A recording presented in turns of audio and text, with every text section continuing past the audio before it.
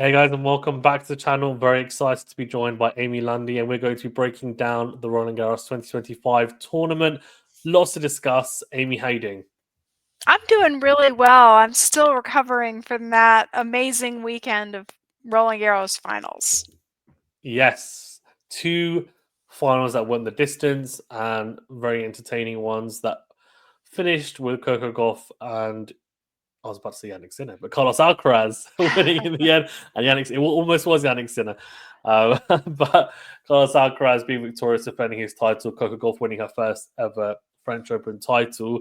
I saw you picked both to win, so Amy, you have the crystal ball. I will defer to your. Pre-tournament, not just before the finals, but 128 players, and I had to pick one on each side, and I Yeah, got them.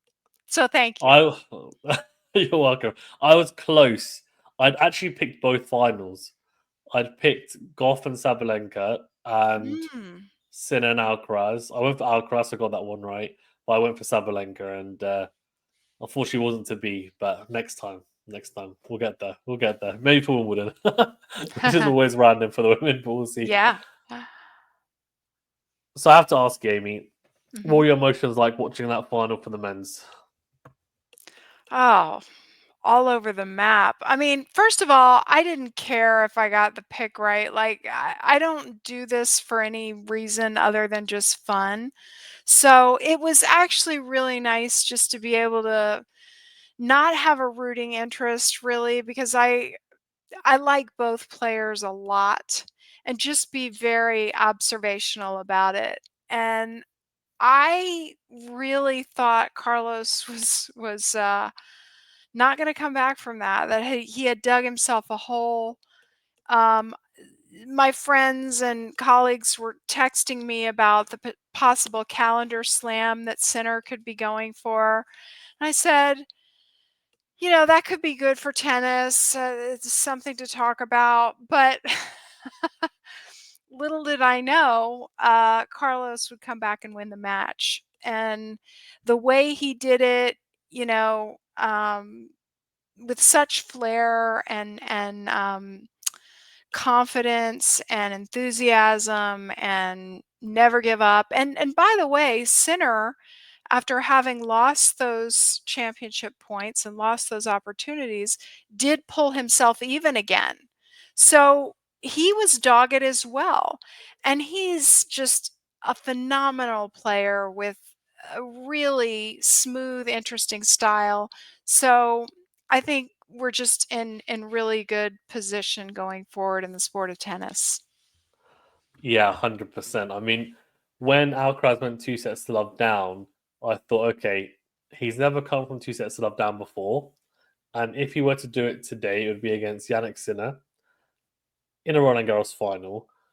And I think I remember I remember putting a tweet out saying, if Alcaraz wins from here, he needs a miracle. And then I remember a few hours later saying, and he got that miracle.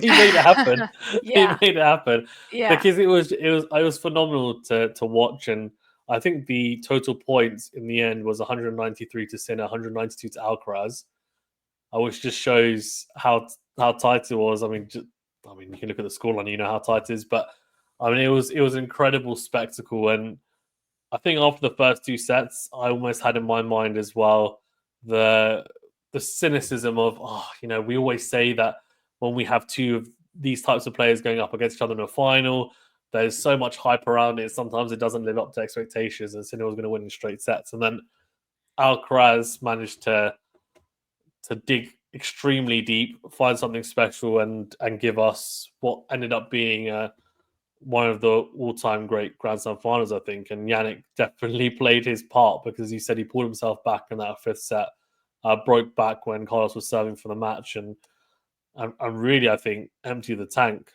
which was great to see, and understandably heartbroken at the end. What did you think, Amy? I think in those championship points, were you watching it then like myself and thinking, surely Sinner takes it now?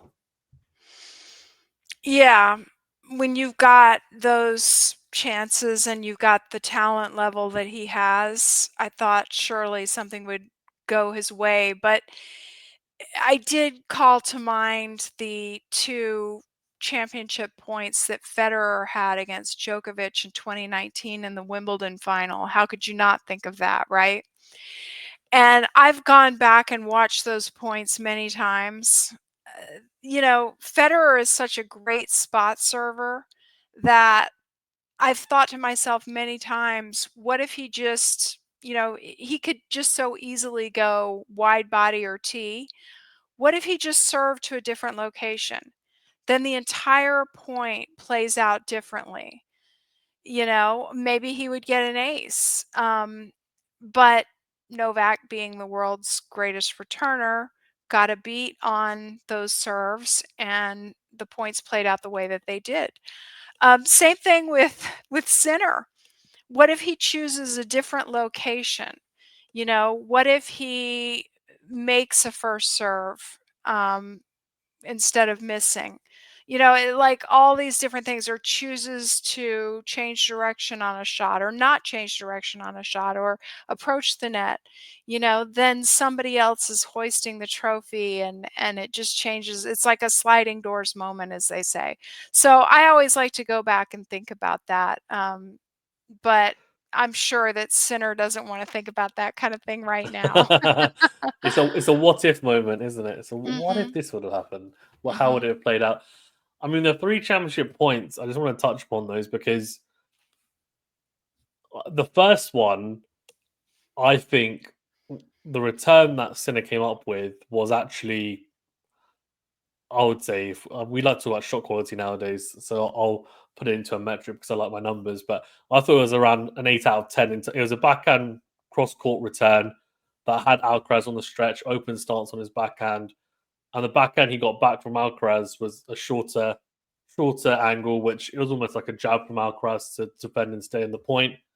And then Sinner had the opportunity to change direction, go line, and then Alcaraz somehow comes up with an incredibly good defensive high topspin loopy forehand that clips the baseline, gets him to neutral straight away, and then Sinner makes a mistake on the forehand eventually, forced error, fine. You say, okay, fair play to Alcaraz, too good in that point.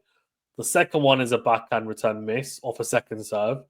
That's an unforced error, but then you say, okay, well, fine, there's a bit of pressure and it can happen, and that second serve kicked up a little bit. The third one, it plays out similar to the first one, where Alcaraz gets the baseline again with a defensive forehand, which is a very good defensive forehand, and he's brave going for depth and gets the mistake from Sinner, and then he hits an ace, which is at deuce, and then he hits a serve +1 forehand winner down the line, which was a ridiculously good shot.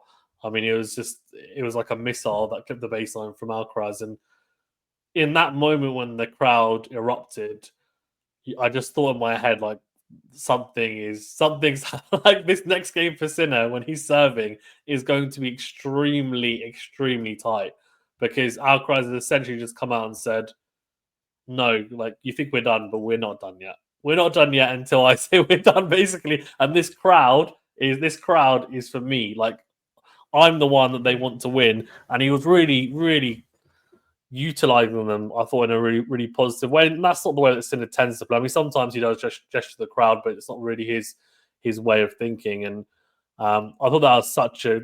I mean, how could it not have been a massive turning point in the match? But were you surprised? I guess in that moment, not just with the championship points, but then also the way that Jannik, like you were saying, there's a lot of what ifs, but how he then how tight he was in the next game and how well Alcaraz rose his level in not just the championship points onwards, but also in that return game as well. He was brave. He stepped into the baseline on the second serve return again. He took it early and tried to pressure Sinner. Took calculated risks. It's unbelievable. It really is. I mean, even on clay, I still expect the server to hold serve. You know what I mean? Um, and statistically, that's correct. And even at Love 40, the men, the ATP tour, still hold serve at a relatively high percentage, believe it or not. And 1540, they hold serve at a high percentage. So when I'm watching, I still always expect the server to hold serve, and I'm like somebody do something to prove me wrong, or prove that you can break here. Um, do you know how many points Alcaraz won, like, in that bunch or in that stretch? Was it how many consecutive, or was it like So that's an interesting question. He definitely, well, he obviously won five in his service game, but then after consecutive? that, consecutively, yeah. And then I think on Siniserve, I'm pretty sure he got to love 30, so that would mean seven. But I can actually check, so I'll have it here. But I mean, Yeah, yeah, I mean that that's was a passage of highly play that turned. unusual. I mean, you said Yeah, it yourself when you looked at the total points, they're almost dead even. so So it'd be five. highly unusual for somebody to win that many consecutive points. Oh, I mean, actually, it was only six. So is that 6 right? consecutive. Yeah, But six it might have consecutive. Yeah. been like, 10 of 12 or, Yeah, whatever, so ended up being 9 of 10. 9 of 10. I mean, Yeah, that is very unusual on the ATP yeah. tour. I Because he mean, broke to 15. okay, Yeah, got it. Got it. yeah. And actually, sorry, it's more than that because then He when went on to he held to win. love. Oh, he held to He love. held to love, so he actually held 10 lums. So he he ended up winning 12 out of 13 points in that period, Very which is unusual. crazy. Very unusual on the ATP tour where, the margins are so slim, and even the best players in the world only win 55% of their points or less. For somebody to win a whole stack of points, like, just reeling it off like that, is really unusual. So I think that'll be studied for many years to come. Yeah, I think he definitely caught fire, Alcaraz, in that period. It kind of he lifted himself up, and it was interesting to hear his insights after the match where they asked him about those moments, those championship points, and he essentially implied that he didn't really feel nervous because he thought to himself, "I'm in a Grand Slam final. There's going to be pressure. This is now my time to step up, and I need to fight." And it was a very, I think the response that he gave was very Rafa Nadal-esque, and like he needed to fight. But the return game he put in place against Sinner was almost Djokovic-esque, and as you said, it was similar to almost that Wimbledon or even that US Open semi-final thing against Federer as well, where Djokovic was hitting return winners, and Alcaraz didn't necessarily hit return winners, but he put so much pressure on Sinner's serve when Sinner was serving for the match. And in that moment, he knew that he had the momentum, and he made it count. He doubled down, and he didn't let Sinner off the hook. He was relentless in that period, and I think that was a massive turning point in the match, and obviously helped him hugely.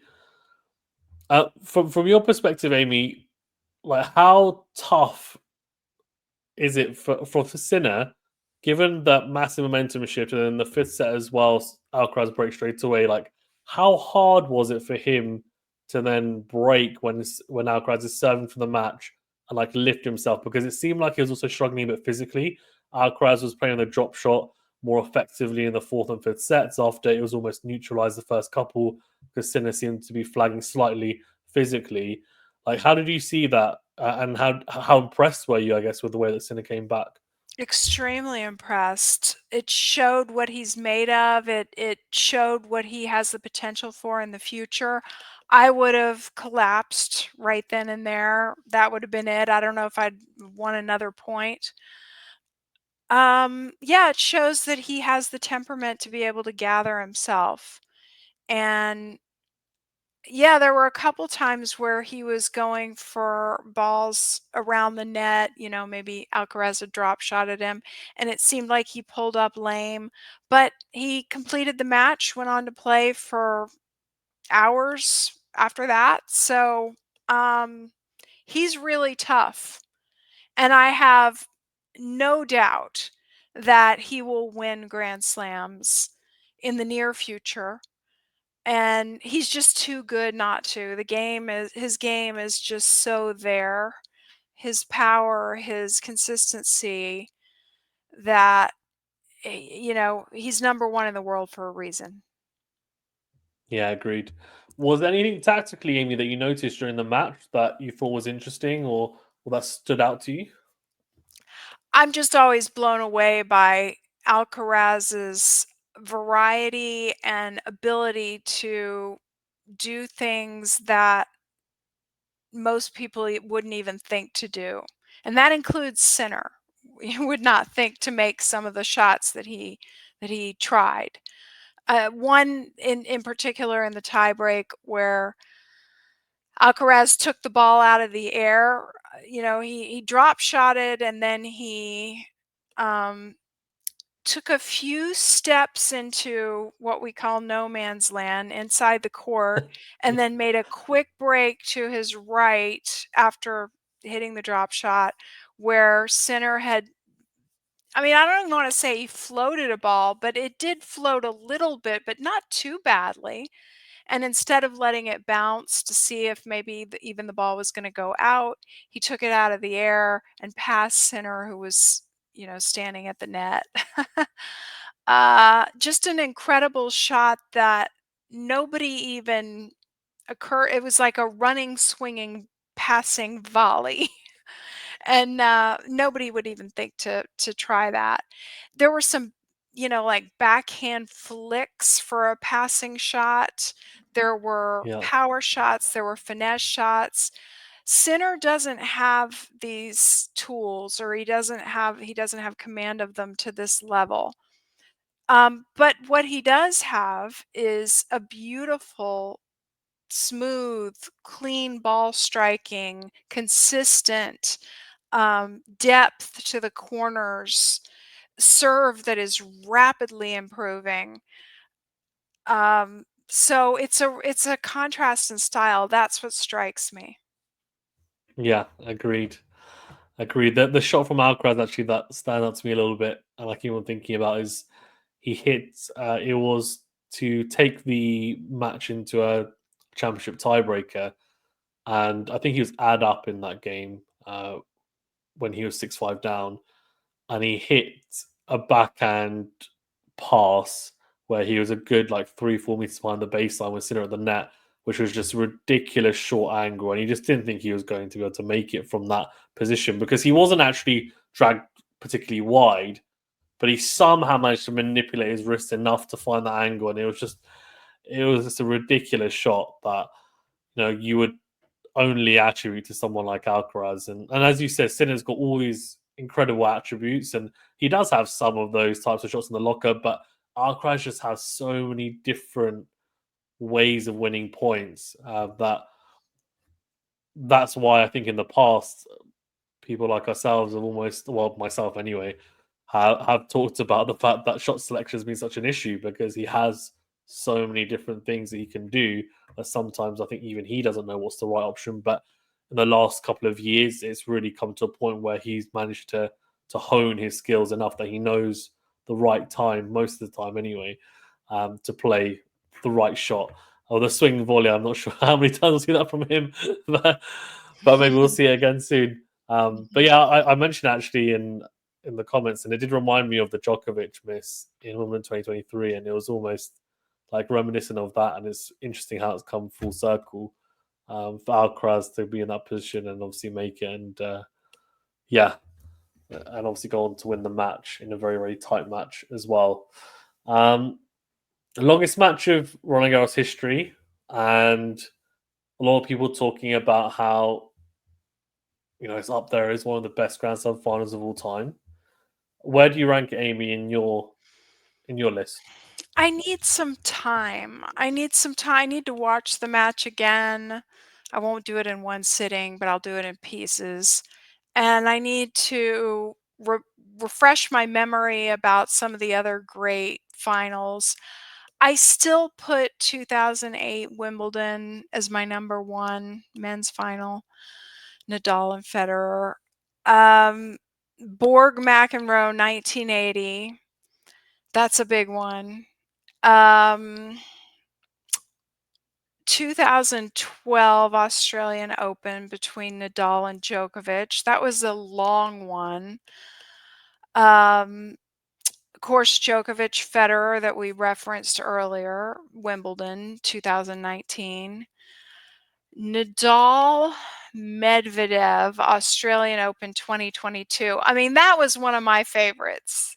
That was completely unexpected, Yeah, and another come from behind. But that did not end in a tiebreaker.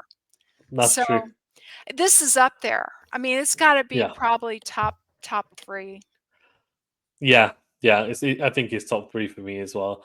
I think the way that it could have been top one is if that final set tiebreak had somehow gone to like a 14-12 or 16-14. But that's me being greedy. But I think if it got to that stage, it would have been like, what?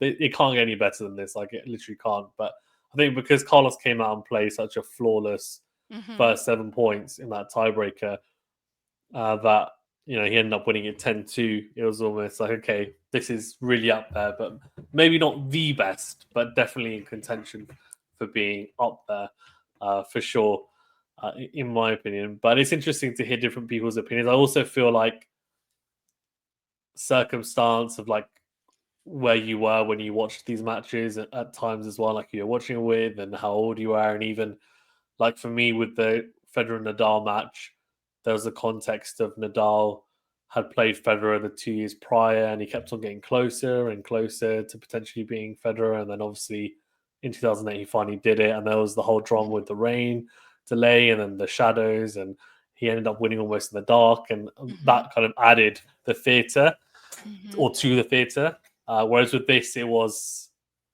I mean, also, I don't know what you think, Amy, but I thought it was crazy that these guys played for 5 hours and 29 minutes, and then they looked so fresh after. Like, I remember Yeah. the 2012 Australian Open final, and that was only slightly longer, I think, from memory. And Nadal and Djokovic are cramping up after. I remember they could barely walk like after that final. But these guys were just like, yeah, all good, walking around. I was like, what's happened? What has tennis conditioning really evolved that much that these guys are just like machines? Like, they're like, oh, we go another couple of hours if we want to, because Well, that's what it always seemed like. they're very young, and we had a cool day. It wasn't too hot. It was in the Fahrenheit. Sorry, it's dumb American. 68 Fahrenheit, whatever Yeah, that don't know what that is. is. Yeah. But it was cool, and there was a breeze, and yeah. I mean, I'm sure they were tired, but they didn't take bathroom breaks either. Can you Yeah, and believe actually, that? so actually, I was surprised. Maybe not even just to have a break, but potentially, but also, but like tactically, I was surprised that Sinner didn't take a bathroom break after maybe in the fourth set, after the championship, missed opportunities, championship points that were missed, and then you think, okay, maybe he just has a mental reset, goes to the bathroom, but it was almost like they were there was sportsmanship at play that he just thought, no, don't need to. It's okay. I actually don't need to go to the toilet, so I'm not going to take a toilet break. Almost. Yeah, Whereas yeah, well, nowadays, obviously, people, if they want, they're just like, which is fine. You're allowed to. It's in the rules. You just say, yeah, need to go to the bathroom, whatever, go and freshen yourself up, look in the mirror, think what's happened in the last set, reset. But he just thought, no, don't need to, which I thought was really interesting because most players would, right? and I think it would be standard for Alcaraz to take a bathroom break after 2 sets down, That's true as you well. know? Yeah. Yeah. Okay. A different breed, maybe just different breed. Yeah, They thought, no, that's fine. Maybe at all times of the match, they thought, no, it's okay. yeah. I can get through this. I can get through this. But it was great to see. I almost felt like it was also a maturing moment for Alcaraz because he'd never come back from 2 sets love down before.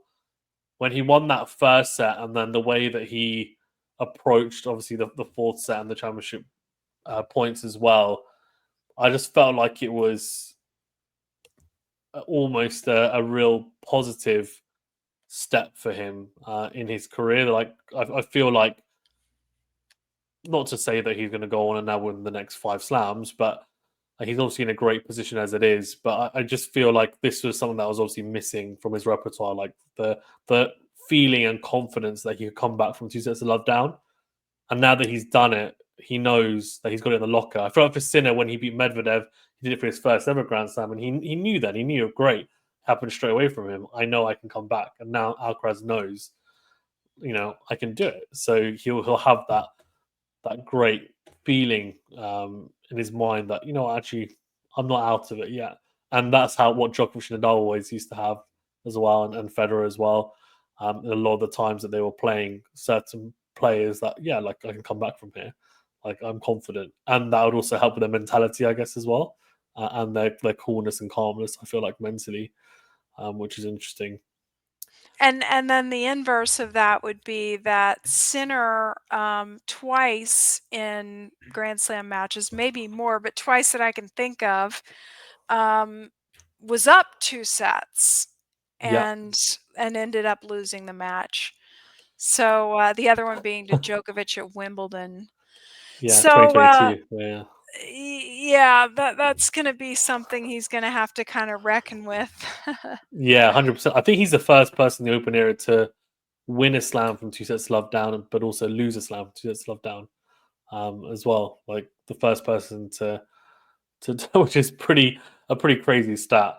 But I think there's also they were talking about this. I think it was 4 hours and 44 mark where if a match has gone beyond that mark for Sinner, he's always lost the match.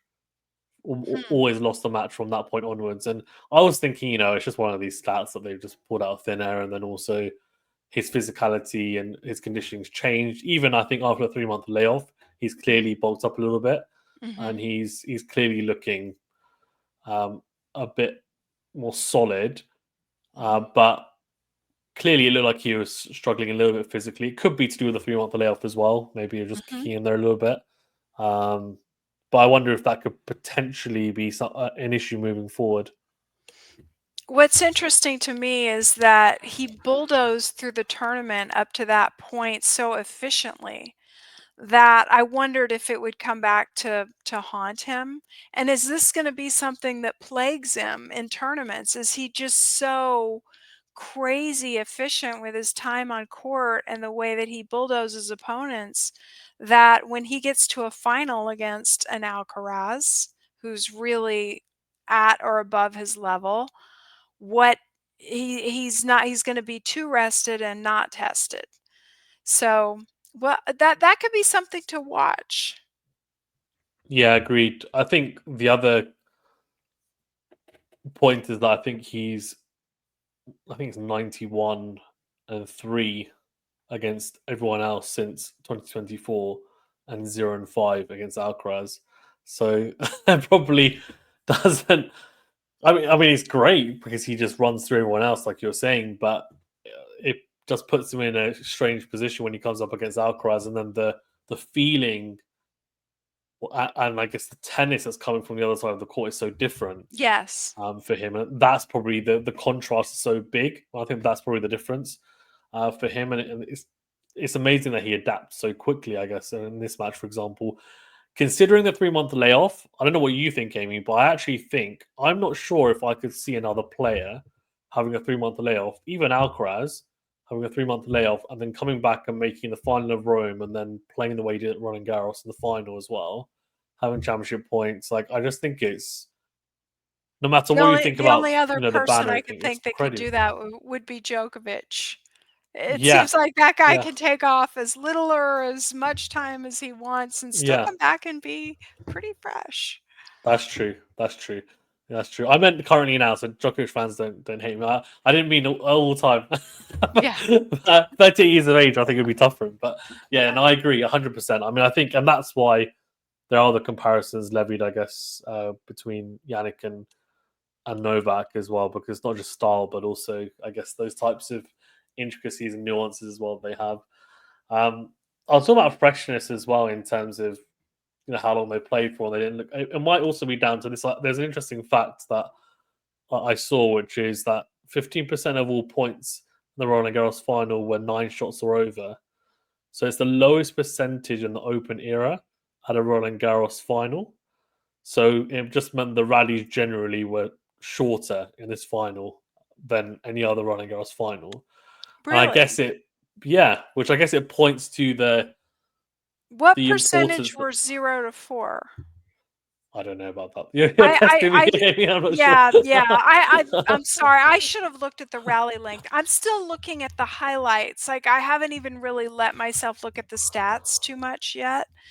And, a match like this, you almost have to go set by set on the stats, Yeah. because if you take the whole points that were played, hundreds of points that were played, it doesn't really tell the story. But that is interesting. Yeah. I mean, I guess it would make sense, and given that both players were well, obviously in periods because it wasn't for the whole match, as you said, there were 5 sets that were played, but for large periods, were quite aggressive on return, and were looking to dictate pretty early in the rallies.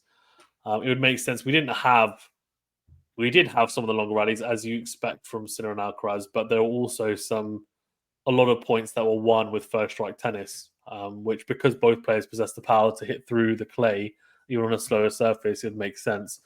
And that's, I guess, what made it so exciting, because we saw that variety of points, rather than seeing, which could happen in a Roland Garros final, a real attritional type match where it's a grind more than anything.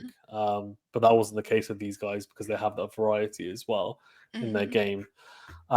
How do you think, Amy? How do you think Sinner bounces back from this, or does he bounce back Oh, straight yeah. away from this defeat? Yeah. He'll bounce back. One thing that I thought was really interesting was Sinner's mother was there, but the father was not there. And someone said, "Well, why wasn't your dad here?" And he said, "My dad had to work, you know. Yeah, We're a simple family, if he would have done this and that, maybe he could have got the day off from work, but he decided it was just best to go to work." So that will be the mentality, obviously, that Sinner will take. I'll just go back to work. yeah, It'll be exactly. fine. It'll be fine. I really, Sinner has on grass. Sinner has not been. He's been good, not like Alcaraz. Yeah, So if he's not playing great on grass, I wouldn't necessarily attribute it to this loss, but yeah, he will start to gain momentum when we get back to the hard court. I guarantee it. Guarantee it. yeah. He will I win titles this summer. I agree.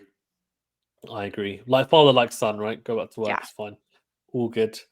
Um, yeah, I actually think he. I mean, last year he was definitely sick against Medvedev. I was there at Wimbledon, and I remember seeing him throwing up, and I just thought he's not well, and he lost that in 5 sets. This is no discredit to Medvedev, but I think he would have won if he was feeling well. He would have then played Alcaraz in the semi-finals, which would have been interesting, given that he'd beaten Alcaraz at Wimbledon before. I think Gross. I think he's got the game to be very good on grass, and I actually think he's got the game to be better on grass than clay, given the attributes he has. I could be wrong, but we'll see come Wimbledon. But I think he's going to be really dangerous at Wimbledon, especially given the motivation he'll have after this loss as well. I'm sure he'll be highly motivated for it, but we'll see. Talking of Wimbledon, Amy, Mhm. what did you think of Novak Djokovic? Because I thought his level throughout the tournament was very good. I thought he threw the kitchen sink at Sinner. The game plan that he tried to employ was the right one, but he just came up short because, unfortunately, he is 38 at the moment, and he came up against someone who is quite a number of years his junior, who is able to do what he does, but slightly quicker and better at the moment, by the looks of it, and was just able to edge 3 very tight sets. Yeah, I now pre-tournament I had picked Djokovic for the semifinals, just as it played out, and for Sinner to beat him. So I said this on my other podcast. Sometimes being 38 is a drag, and sometimes it's actually, in certain areas of the game, it's actually a really good thing. And I think that's what carried him to the semifinals, the experience and his variety now. I think my take on Djokovic after watching him in this tournament, I think he's the 3rd best player in the world at present. And that's saying a lot. Yeah, no, I agree 100%. I think he is, and I think it's just unfortunate that he's having to play against a Jannik and Carlos playing at this level because it's going to be tougher, especially given his ranking at the moment as well. That he will have to beat two of them most likely to win a slam, but you never know. They could be an upset earlier on in the tournament. For one of them, probably Alcaraz, because it doesn't seem to lose early on in slams. But yeah, it's gonna be tough for him. But I was really impressed with his performance. I thought the game plan he tried to employ was essentially trying to, as you said, use more variety against against Sinner as well, which did work, and it was almost taking a leaf out of Carlos Alcaraz's book. And we know that Djokovic has a variety anyway, but that's not really his go-to. Like the way that I thought he played against Sinner, I think he was trying to give Sinner almost a different ball every shot. So he'd hit a forehand that was a bit more pacey and quite heavy, and then he'd hit one that was a bit more loopy with more spin and try and drag him out. And he would do that quite consistently, throw in the slice as well. And I was impressed. And it's because he's got such an incredible tennis IQ, and that's why he's the greatest to hold a tennis racket. But unfortunately, that just wasn't quite enough. But it'll be interesting to see how he looks and how he plays at Wimbledon as well, where I think he's also got a good chance, and maybe the draw is kind to him, and then who knows? I think he'll be motivated. I think he wants number 25. It's the one record that Federer has over him, or one of the very few. And if he could, equal Federer in that realm, that might be a motivating factor. But, these other 2 guys, and Carlos has won 2 in a row, it's gonna be tough. Yeah, I agree. I agree. It will be tough, but who knows? Who are you impressed with during the tournament in terms of anyone that surprised you in terms of performances? I was not giving Musetti enough credit throughout the clay season. I have a one-handed backhand, and I know how vulnerable it can be, and I kept thinking somebody is going to get this guy out of his strike zone. Somebody's going to attack his slightly weaker serve, and it didn't happen until he ran up against Alcaraz. So, he surprised me, although maybe that was my bad. Um, a couple of players that maybe, didn't do as well as some had predicted, but are definitely on the rise are Draper and Fonseca, who I think are, somebody asked me today, "Who do you think will challenge Alcaraz and Sinner, or is it just gonna be me?" Those were the 2 names that I came up with. Yeah, yeah, I can see. I think Fonseca has a bit more time to go, but I think he will get there. It's just a maturity thing, I think, with him.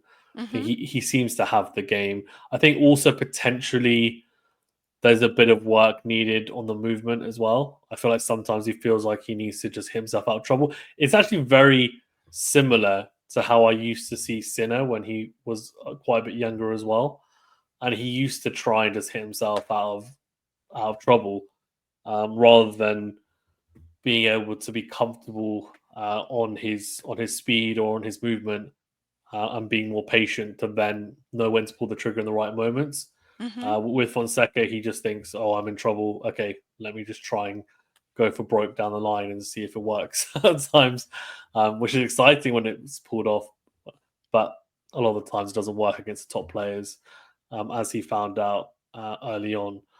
But yeah, Draper, I think, has got a good chance. I was impressed with Shelton as well against Alcaraz. I thought the level that he showed was really high. I was surprised, given it was clay, that he brought that level to the match. And I'm excited to see especially what Draper and Shelton bring to the grass because they should cause a lot of damage with their style. Big lefties, serve, forehand, both have great hands in the net.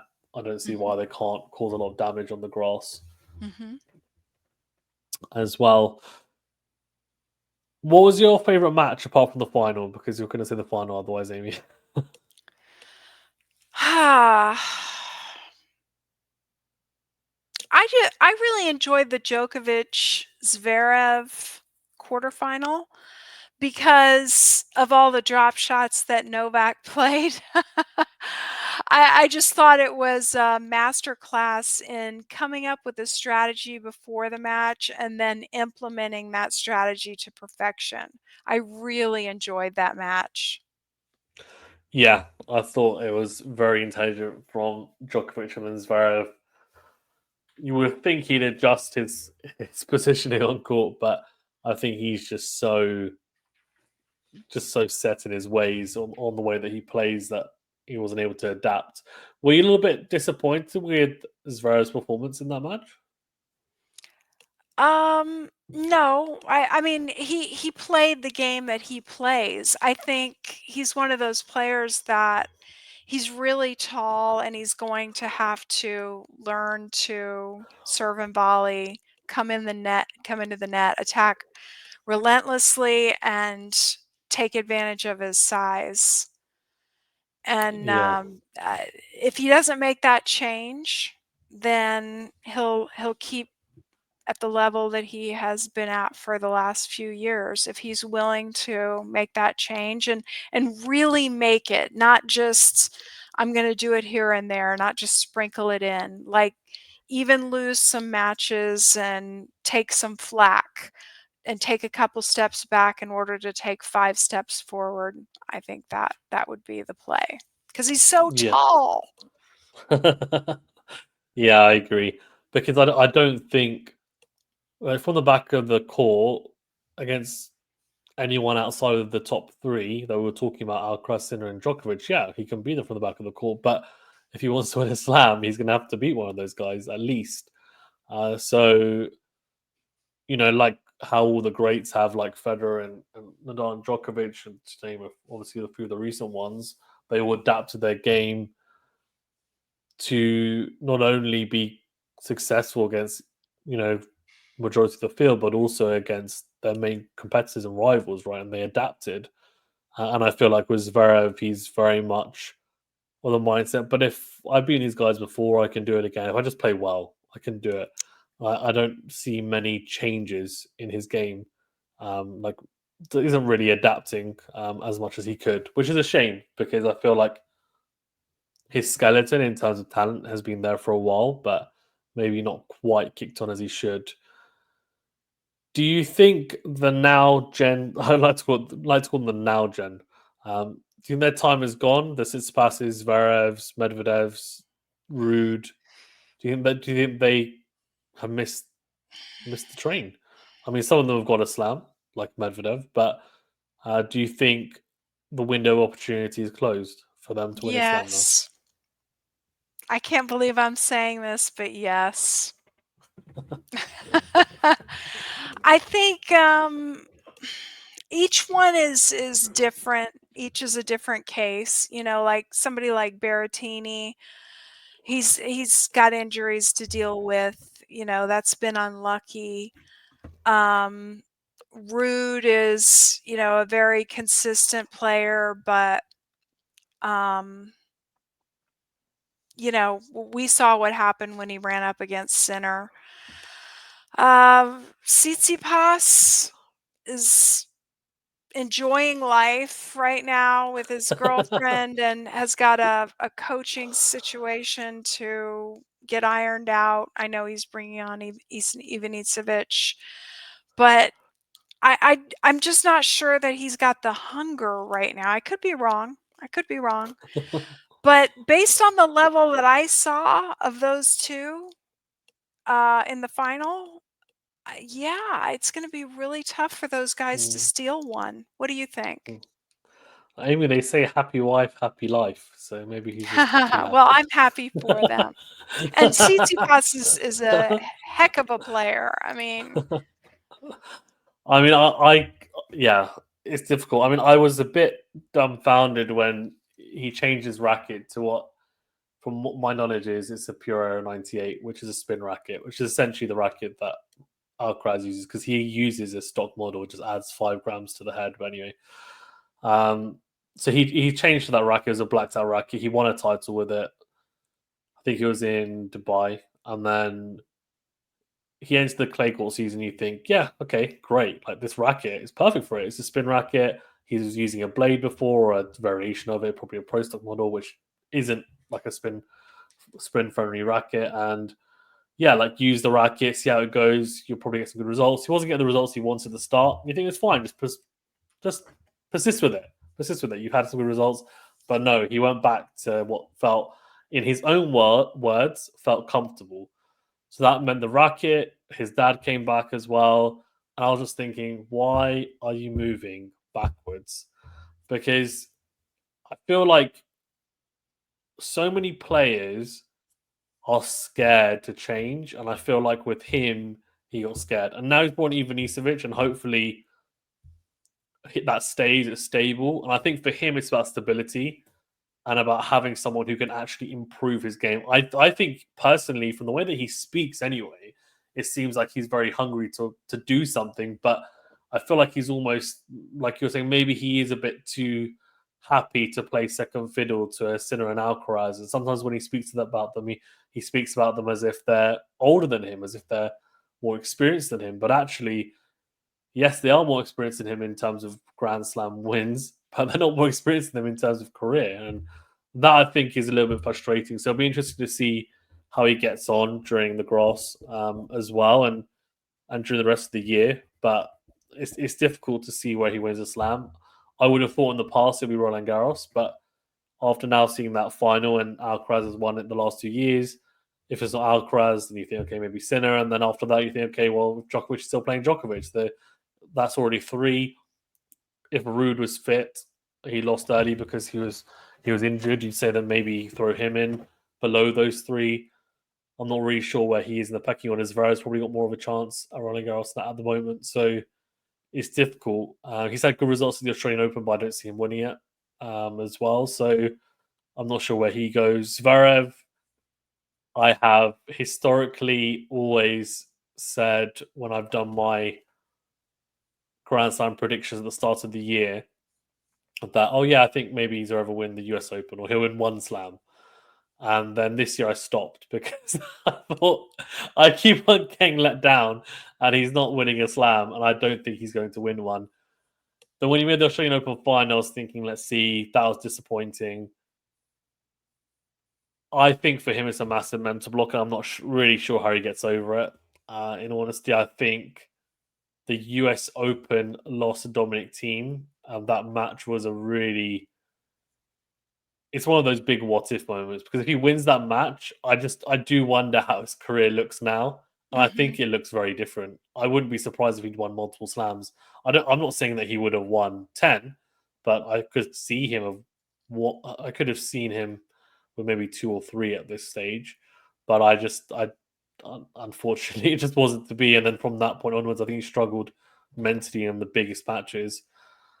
Rude, I think, unfortunately, it's a level thing, which sounds harsh, but I think against Alcaraz 2022 was the best opportunity, US Open, but Alcaraz was raw at the time. Alcaraz was too much. Then he played Djokovic and Nadal in a Roland Garros final, and that was just too much. I didn't think he played badly, but it just wasn't enough. Berrettini's injuries, like you said, and I don't know who that leaves. I don't know if Dimitrov really counts as that group. I think he's a bit He's older. older. Yeah, Yeah. he's an even older He generation. yeah. I mean, he's retired in the last 4 or 5 slams, I think. So Yeah. he's I don't know what's going on with him. Maybe he's enjoying life too much as well. Can never enjoy it too much, can you? No, it's what I would do. Oh man! So last 6 slams we won by Carlos and Jannik. Do you see that changing this year? The way that Sinner plays on hard court, no, I don't see that changing. Yeah. I mean, Wimbledon would be the one that I If think Alcaraz might loses early, yeah. yeah, might be an opportunity for someone other than those 2, just because it's the denouement, to borrow a French word, from the come down from this, may be, for both of them, the winner and the loser of the match, may be a lot to then turn around and play Wimbledon and win Wimbledon. So maybe, like, right now with this Wimbledon is the opportunity for someone else to grab one, maybe even Djokovic. But when the hard court season starts, I think the hard court cream is going to rise. Right. Yeah. Yeah. It tends to, right? The ball striking ability really comes into play on the hard courts. The consistent strike zone is always there. True bounces, yes. True bounces, exactly. Yeah, and then there's Exactly. another person who's gonna be really happy to see hard courts, and that's Sabalenka. Yeah. I think Sabalenka's going to be really good at Wimbledon, but we'll see. We'll see. She hasn't played the last 2 years, injury and obviously banned, but her game I think is suited. But we'll see. We'll see. Anybody, I know you need to go shortly. Is there anything you want to touch upon before we wrap up? I mean, I really enjoyed the women's final, since we're talking about Sabalenka, Yeah.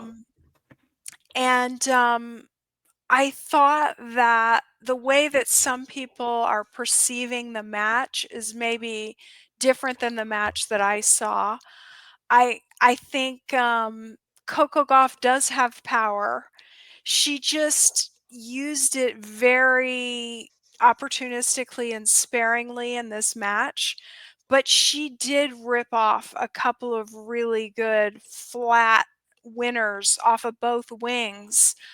But the strategy that she really employed was a loopier forehand, which Yeah. disrupted Sabalenka's contact point, and it also gave her margin on a windy, windy day in tough conditions.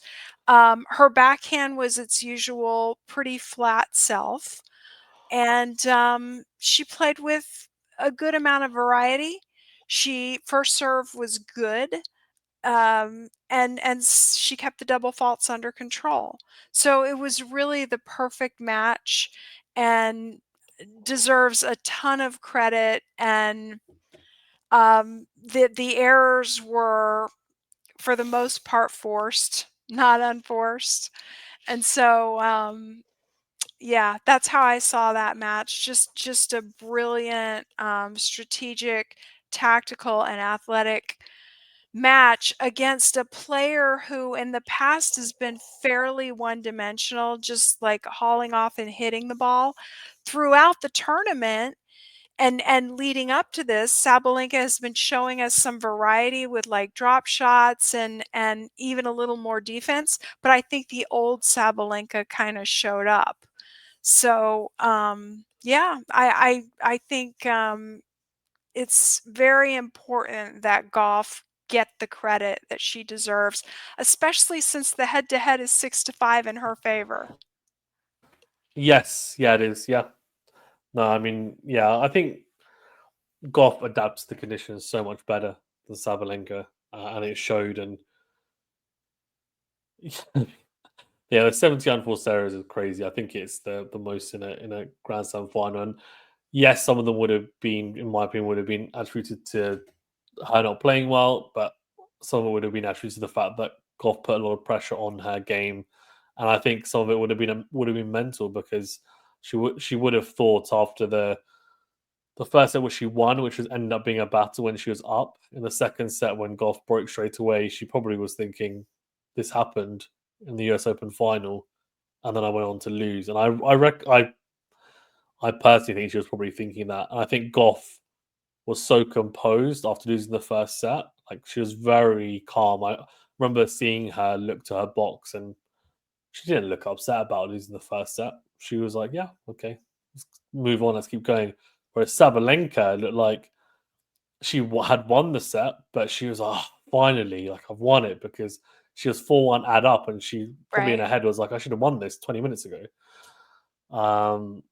So I feel like it almost turned from that moment onwards. And even though she fought very well on the tiebreaker, Sabalenka, I think she was frustrated that the level had dipped, and then that just seeped through into the second and third sets. And Goff played a very good tactical match, as you mentioned, made it difficult for Sabalenka, awkward, and Sabalenka just didn't adapt at all. And uh, the last game was very interesting, with Goff taking a lot off her first serve, but she was clearly very tight.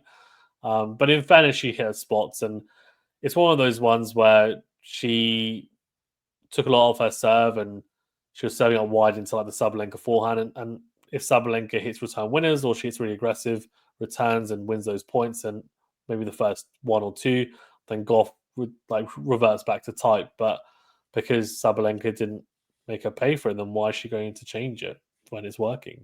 She wants to get over the line. And even though Brad Gilbert isn't her coach anymore, I'm sure, you know, the way that she played, and she alluded to it post match, she won ugly. Right? Yeah. That's what she did. Yeah. Yeah. Yeah, She said good this wasn't point. pretty, which She she did, did yeah. take something from him after all. Exactly. Exactly. Amy, great having you on as always. Thanks for jumping on and talking tennis. Appreciate you being on.